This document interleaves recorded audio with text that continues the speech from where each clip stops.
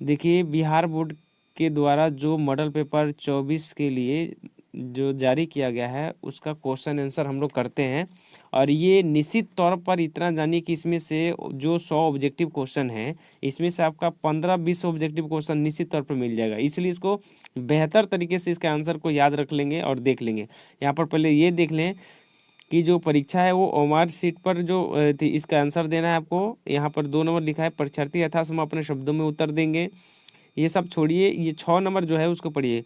खंड ए में आपको 100 वस्तुनिष्ठ प्रश्न आएंगे, जिसमें से 50 प्रश्नों को उत्तर आपको देना अनिवार्य है, ठीक है। और वो 100 में से किसी भी नंबर को आप 100 दे सकते हैं। तो चलिए हम 100 के 100 प्रश्नों का उत्तर हम लोग जानते हैं जो बिहार बोर्ड द्वारा जारी किया गया है।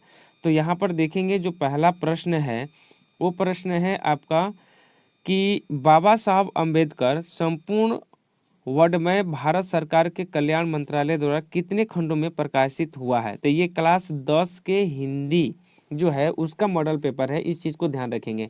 तो पहला प्रश्न का जो उत्तर हो जाएगा वो हो जाएगा डी, 21 खंडों में, ठीक है, याद रखना 21 खंडों में किया गया है। नेक्स्ट प्रश्नों का उत्तर हम लोग जानते हैं। नेक्स्ट प्रश्न है आपका बुद्ध, कबीर और ज्योतिबा फूले किसके चिंतन और रचनात्मकता के प्रेरक व्यक्ति रहे। तो ध्यान रखना इसका जो आंसर होगा वो हो जाएगा आपका भीमराव अंबेडकर, ठीक है, ध्यान रखना option A Bhimrao Ambedkar. 3 number प्रश्न है काम तो कासू बाबू का ही मालूम पड़ता है। आपने कासू जो पढ़ा होगा, काम तो कासू बाबू का ही मालूम पड़ता है, इधर ही खेल रहे थे, यह किसने कहा था। तो ध्यान रखेंगे इसका जो आंसर हो जाएगा वो शोफर, ठीक है, शोफर यानी उनका जो ड्राइवर था उसने बोला था सेन साहब से। चलिए नेक्स्ट आगे जानते हैं कि किसने लपक कर मदन को हाथों से उठा लिया। तो ध्यान रखना किसने लपक कर मदन को हाथों से उठा लिया। तो इसका जो आंसर हो जाएगा, तो ध्यान देना इसका जो आंसर होगा वो हो जाएगा आपका गिरधर ने, ठीक है, ध्यान देना गिरधर ऑप्शन आपका सी हो जाएगा। अगला प्रश्न हम लोग जान लेते हैं, इसका ऑप्शन सी हो जाएगा, गिरधर होगा, ठीक है, इसका सी हो जाएगा। मदन पड़ोसियों के आवारागर्द छोरों के साथ क्या कर रहा था। ध्यान देना तो 5 नंबर का आंसर जो हो जाएगा आपका वो हो जाएगा लट्टू नचा रहा था। ध्यान देना लट्टू ऑप्शन बी थी, यहाँ पर ऑप्शन डी होगा, चूंकि यहाँ पर भी बी दे दिया है तो यहाँ पर ऑप्शन डी होगा, लट्टू नचा रहा था। मदन जो था आवारागर्द छोरों के साथ क्या कर रहा था, लट्टू नचा रहा था, ठीक है। अगला प्रश्न हम लोग देखेंगे मैक्स मुलर का जन्म कब हुआ था। तो ध्यान देना मैक्स मुलर का जन्म जो हुआ था वो हुआ था आपका 6 दिसंबर 1823 में, ऑप्शन बी हो जाएगा, ठीक है, ऑप्शन बी 6 दिसंबर आपका 1823 में हुआ था। अगला 7 नंबर क्वेश्चन देखेंगे, हितोपदेश का जर्मन भाषा में अनुवाद किसने प्रकाशित किया था। तो इसका जो होगा वो हो जाएगा आपका ऑप्शन सी मैक्स मुलर ने, ठीक है, ऑप्शन सी मैक्स मुलर में। अगला प्रश्न हम लोग जान लेते हैं, मैक्स मुलर के अनुसार उनके यहाँ प्रचलित कहावतों और दंत कथाओं का प्रमुख स्रोत है। तो देखिए आपका 8 नंबर क्वेश्चन का जो आंसर हो जाएगा वो हो जाएगा डी, बौद्ध धर्म, बौद्ध धर्म को, ठीक है। अगला प्रश्न हम लोग जानते हैं 9 नंबर, देवत्व विज्ञान का अर्थ क्या है। तो इसका जो आंसर हो जाएगा वो हो जाएगा ए, ऑप्शन ए देव विज्ञान।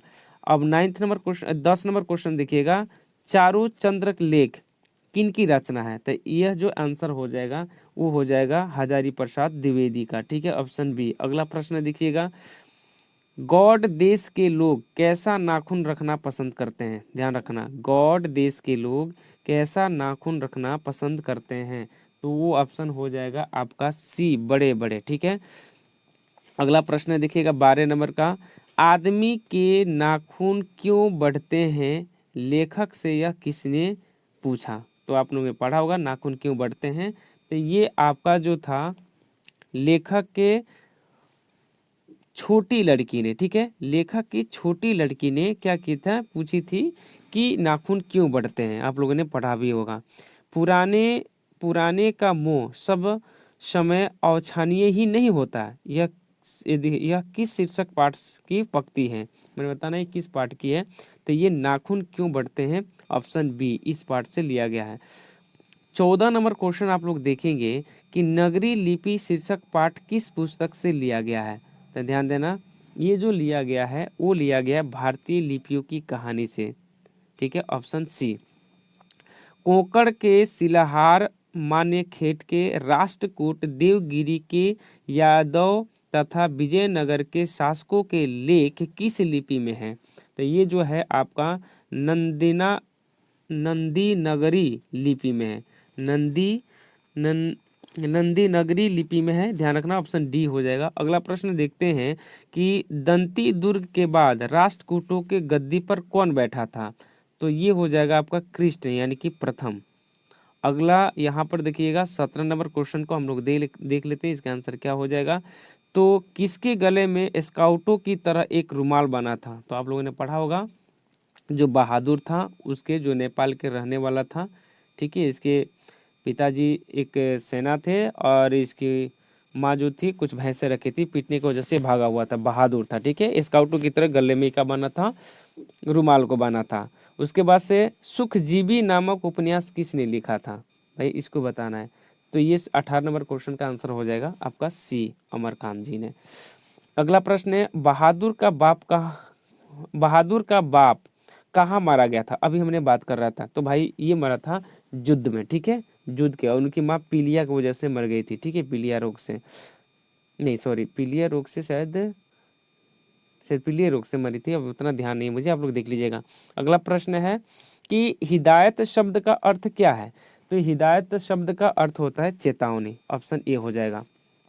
अगला प्रश्न है प्रगतिशील आलोचना किन्हीं अमूर्त सिद्धांतों का संकलन नहीं है, वह साहित्य की परंपरा का क्या है। तो इसका आंसर जो होगा 21 नंबर का वो हो जाएगा बी, मूर्त ज्ञान। अगला प्रश्न जानते हैं, रोन नदी के दूसरी ओर अभिनयों का एक और हिस्सा है जो लगभग स्वतंत्र है, उसका नाम क्या है।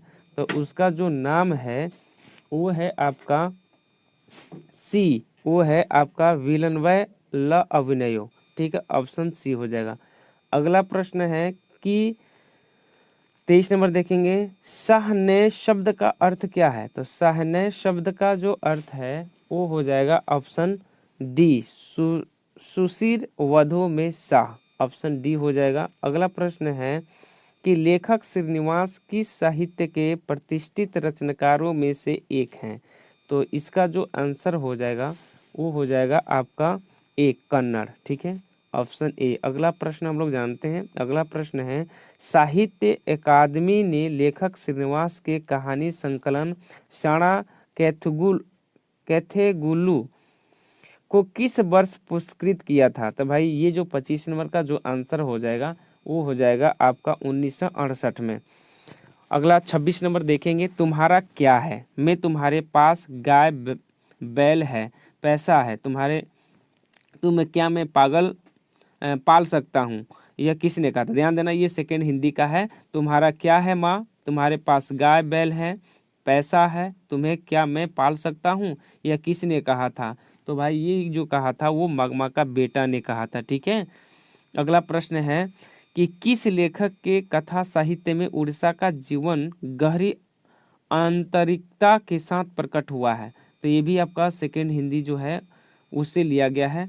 ये हो जाएगा इसका सातकोड़ी होता, ये लेखक हैं, ठीक है, सातकोड़ी होता। आप लोगों को आंसर बताना है कमेंट करके, सातकोड़ी होता किस चैप्टर के लेखक हैं। अगला प्रश्न है 28 नंबर, लक्ष्मी किसके घर में काम करती थी। ध्यान देना, तो ये तहसीलदार के घर में काम करती थी, ऑप्शन ए हो जाएगा।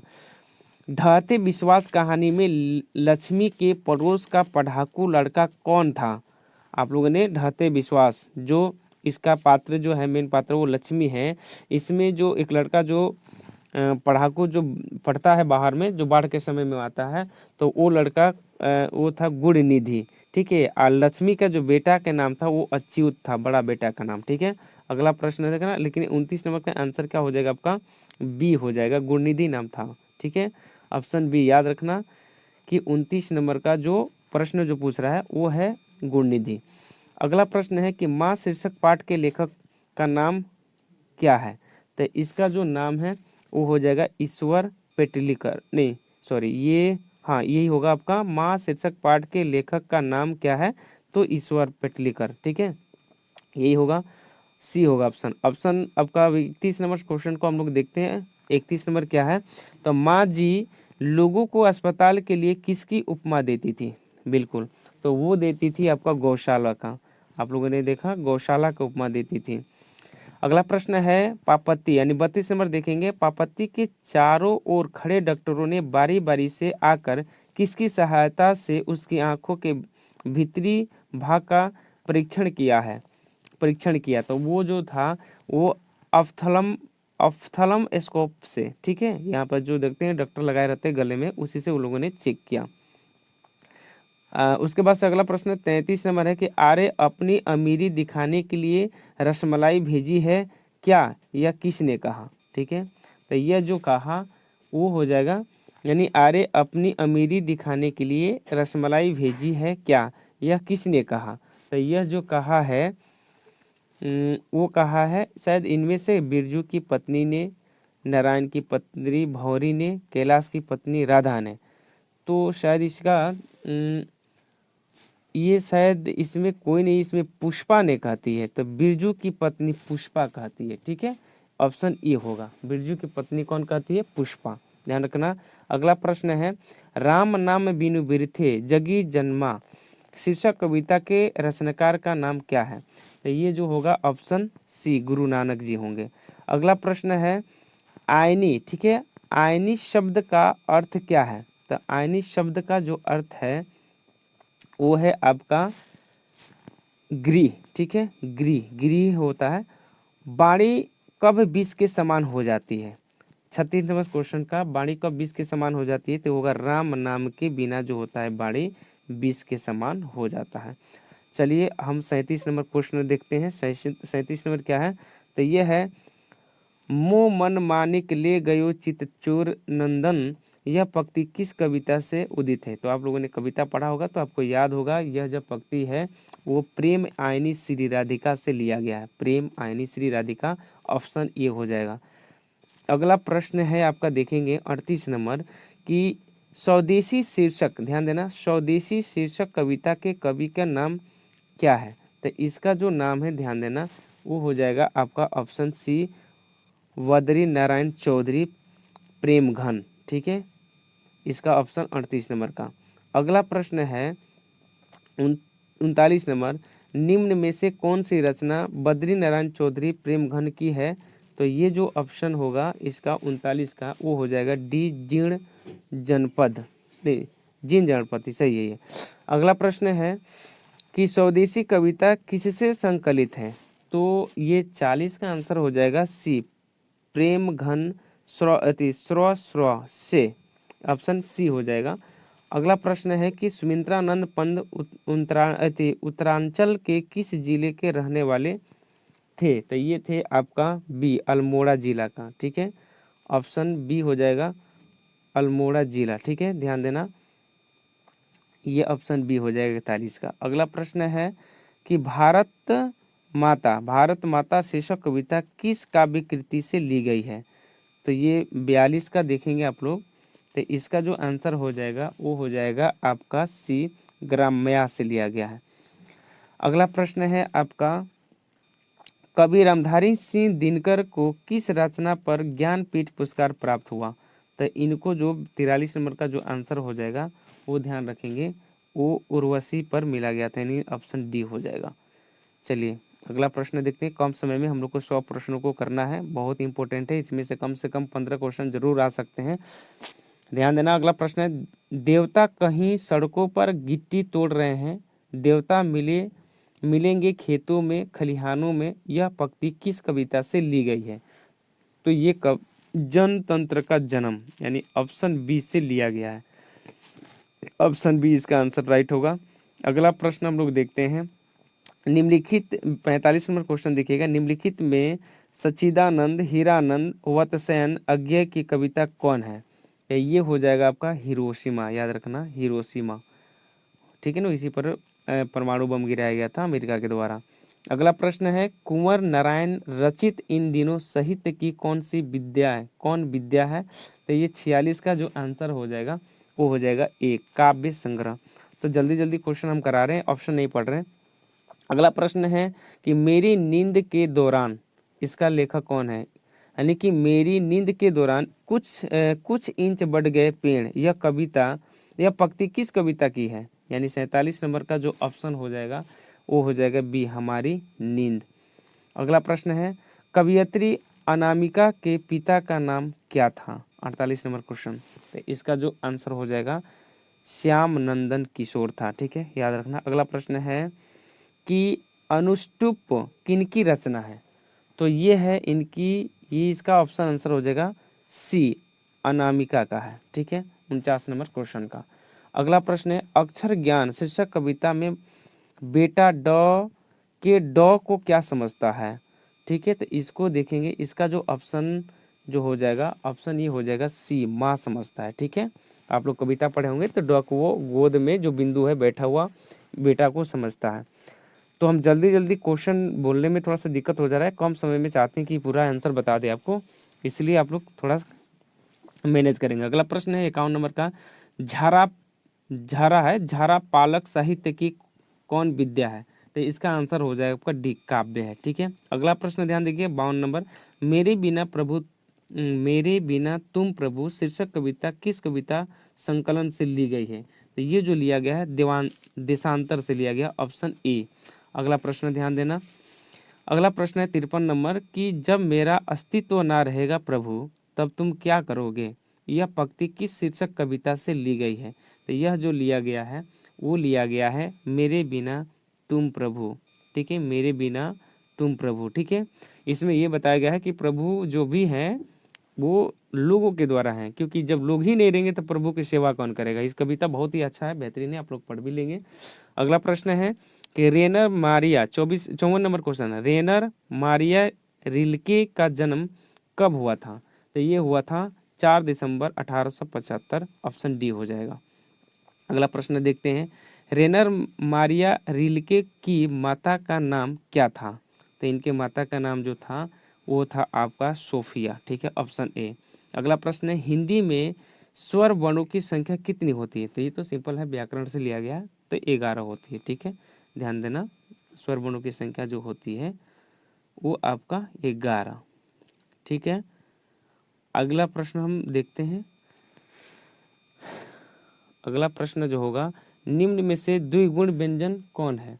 तो निम्न में से द्विगुण जो व्यंजन है वो है आपका ये बी, ऑप्शन बी, ड जो है। अगला प्रश्न, योग ना होने पर भी जो साथ रहे उसे क्या कहते हैं? 58 नंबर का, तो उसे अयोग्यवाह कहते हैं, ठीक है। अगला प्रश्न है त का उच्चारण स्थान क्या है? तो त का उच्चारण स्थान जो है वो आपका है, तो आप लोग ऐसे ही देख सकते हैं, त का उच्चारण स्थान आपका दांत हो जाएगा, त थ द ऐसे आप लोग पढ़ते हैं तो दांत हो जाएगा, ऑप्शन डी हो जाएगा। अगला प्रश्न है आपका, बहुत आसान क्वेश्चन सब आया हुआ है, निम्न में अघोष वर्ण कौन है? तो अघोष वर्ण इसमें से कौन है? तो अघोष जो होगा वो आपका त होगा, ठीक है, ये आपका सी होगा। अगला प्रश्न है एक ही ध्वनि जब द्वित्व हो जाए तब वह कौन ध्वनि कहलाती है? तो वो ध्वनि जो कहलाती है वो होता है आपका युग्मक ध्वनि, ऑप्शन बी हो जाएगा। अगला प्रश्न हो जाएगा 62 नंबर का, आप लोग देखिएगा, शयन शब्द का संधि विच्छेद क्या है? ठीक है, शयन, शयन शब्द का संधि विच्छेद क्या है? तो ऑप्शन इसका बी हो जाएगा से प्लस अन, शयन हो जाएगा, ठीक है। 63 नंबर का क्या हो जाएगा, निम्न में से अशुद्ध शब्द कौन सा है? तो ध्यान देना, अशुद्ध शब्द कौन सा है? तो ये हो जाएगा जैतोसना, यानी कि तालाब सही है, दीपिका सही है, प्रज्वलित सही है, यानी कि सी जो है वो ऑप्शन गलत है, आंसर आपका सी हो जाएगा, ठीक है। अगला प्रश्न है, अगला प्रश्न है निम्नलिखित चिन्हों में अल्प विराम चिन्ह कौन सा है? इसमें अल्प विराम चिन्ह को आपको बताना है, तो अल्प विराम चिन्ह जो है वो आपका डी है, ठीक है, आप लोग ध्यान से देखना, डी ऑप्शन आप देख सकते हो। अगला प्रश्न है कि स्वर संधि के कितने भेद होते हैं?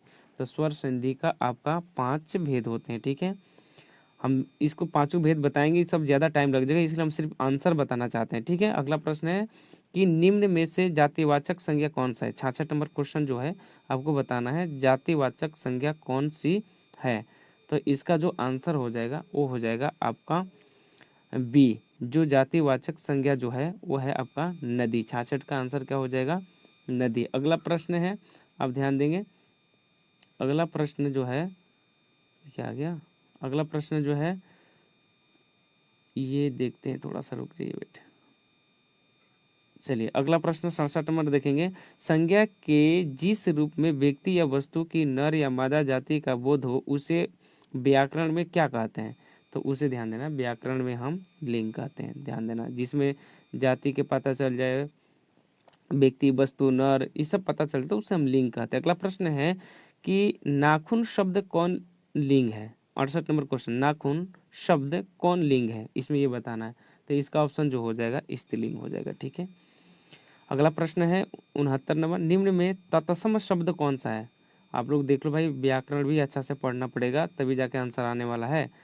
तो इसमें तत्सम शब्द कौन सा है, तत्सम 69 नंबर का जो आंसर हो जाएगा वो आपका 69 नंबर का आंसर आप लोग देखेंगे ये हो जाएगा आपका 69 का आंसर सी हो जाएगा। ठीक है, ध्यान देना 69 का आंसर सी प्रियत मानी होगा। ठीक है, प्रियत मानी। अगला प्रश्न 71 का देखते हैं कि साधुओं की संगति से बुद्धि सुधरती है। कितना अच्छा शब्द है, साधुओं की संगति से बुद्धि सुधरती है, यहाँ से किस कारक का उदाहरण है। ठीक है, यहाँ यानी से किस कारक का संबंध है, तो आप लोगों ने कारक पढ़ा होगा। ठीक है, तो ये इसमें हो जाए आपका करण कारक, से जहाँ होता है करण कारक। ठीक है, बी ऑप्शन आपका आंसर हो जाएगा।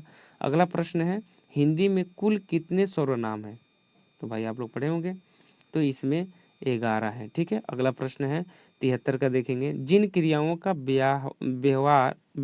जिन क्रियाओं का व्यापार और फल कर्ता पर हो वो क्या कहलाती है। तो वो कहलाती है आपका अकर्मक क्रिया। ठीक है, ध्यान देना, अकर्मक क्रिया कहलाती है। अगला प्रश्न है 74 का, मैं घड़ा भरता हूँ, मैं घड़ा भरता हूँ यह किस क्रिया का उदाहरण है। तो देखना, क्रिया चैप्टर आप लोग पढ़े होंगे, तो इसमें जो होगा इस सकर्मक क्रिया होगा। ठीक है, 74 का ऑप्शन ए हो जाएगा। अगला प्रश्न है, भूतकाल के कितने भेद होते हैं। 75 का, तो भाई भूतकाल जो होता है वो 6 प्रकार का होता है। ठीक है, भूतकाल 6 प्रकार का, ऑप्शन बी हो जाएगा। अगला प्रश्न जो है वो ध्यान देंगे, अगला प्रश्न है 76 नंबर कि उत्पत्ति की दृष्टि से शब्द के कितने भेद होते हैं। तो शब्द के आपका जो भेद होता है वो आपका 4 होता है। ठीक है, अगला प्रश्न और देख लेते हैं। 77 नंबर प्रश्न का उत्तर, घोटक शब्द क्या है। तो भाई घोटक शब्द जो है वो है आपका तद्भव। ठीक है, ऑप्शन ए हो जाएगा। अगला प्रश्न हम लोग देखते हैं 78 नंबर क्या हो जाएगा, एक मात्रिक स्वरों की संख्या कितनी होती है। तो एक मात्रिक शब्दों की संख्या जो होती है वो 4 होता है, ऑप्शन सी हो जाएगा।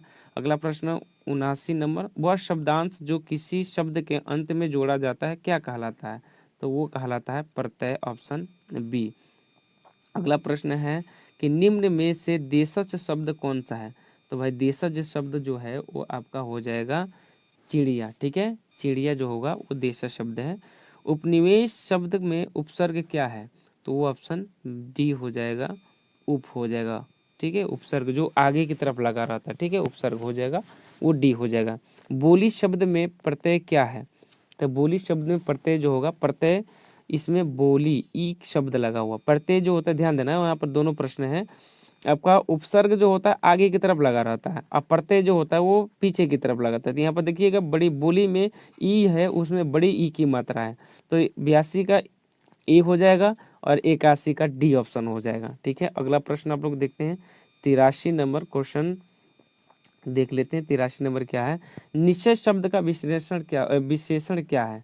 तो इसका विशेषण हो जाएगा वो निश्चित हो जाएगा। ठीक है, ए बी हो जाएगा आंसर। अगला प्रश्न है, प्रतिदिन शब्द कौन सा समास है। समास आप लोगों ने पढ़ा होगा, तो ये इसका आंसर हो जाएगा आपका अभिव्यय समास। ठीक है, बी ऑप्शन हो जाएगा। ठीक है, चलिए अगले देख लेते हैं हम लोग प्रश्न 85 नंबर। 85 नंबर का हो जाएगा, किसी न किसी तरह यह किस पदबंध का उदाहरण है। तो ये जो है क्रिया विशेषण पदबंध है। ठीक है, नेक्स्ट, मैंने भोजन नहीं किया इसलिए मेरी भूख नहीं मिटी। यह किस वाक्य का उदाहरण है? तो ध्यान देना 86 नंबर का जो आंसर हो जाएगा वो हो जाएगा सी, मिश्र वाक्य। ठीक है, अगला प्रश्न हम लोग जानते हैं 87 का, चांद पर थूकना मुहावरे का अर्थ क्या है? चांद पर थूकना मुहावरे का अर्थ जो है वो है व्यर्थ में निंदा करना। ठीक है, चांद पर थूकना का अर्थ है कि व्यर्थ में अगर कोई व्यक्ति सही है तो उसको निंदा करने से कोई फर्क नहीं पड़ता है।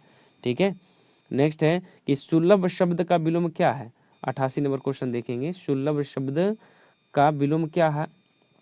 क्या है? तो इसका जो ऑप्शन हो जाएगा दुर्लभ होगा। ठीक है, ऑप्शन डी।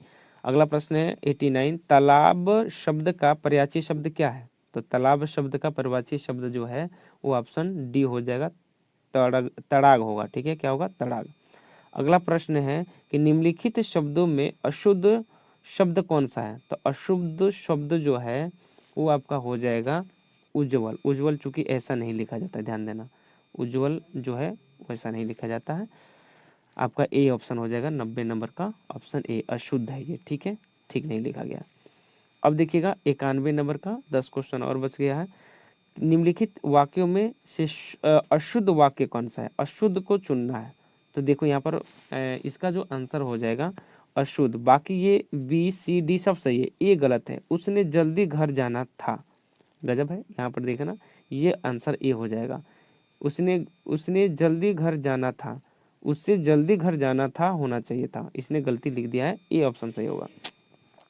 अब हम लोग देख लेते हैं कि उद्योग शब्द का संधि विच्छेद कौन है? तो उद्योग शब्द का संधि उत प्लस योग होगा। ठीक है, उत प्लस योग, बी ऑप्शन हो जाएगा। अगला प्रश्न है, स के उच्चारण में जीवा किसे स्पर्श करती है? जरा उच्चारण करके देखना, स के उच्चारण से जो जीभ सटता है वो दांत से सटता है, ये दंती स कहा जाता है इसको। ठीक है, दांत से बोलने पर दंती स, यानी कि 93 का आपका जो हो जाएगा डी ऑप्शन हो जाएगा। अगला प्रश्न है, मेहतर शब्द का स्त्रीलिंग रूप क्या होगा?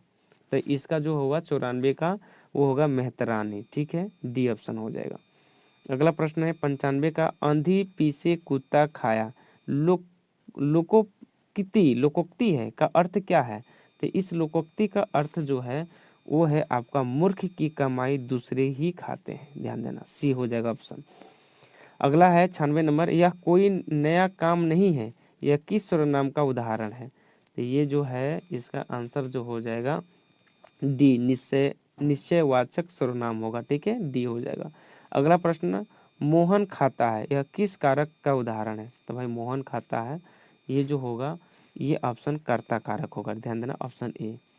अगला प्रश्न है, देखिएगा, चादर शब्द